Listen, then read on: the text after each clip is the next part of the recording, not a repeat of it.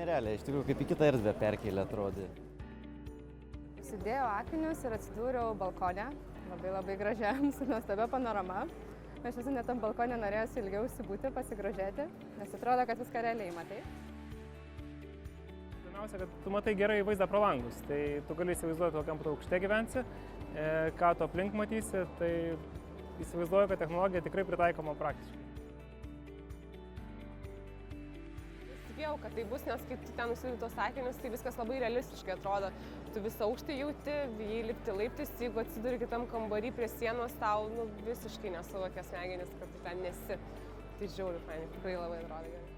Jeigu pirkčiau naujos statybos būstą, kuris dar bus tik statomas, sakykime, ar ne, kur net negalima matyti vietos, tai be abejo, tai būtų labai naudinga. Nuotraukas tu gali matyti ir per kompiuterį, bet naujai statomo būto taip tikrai neįsivaizduosi. Tai manau, kad tai tikrai yra ateitis būtent naujos statybos projektam.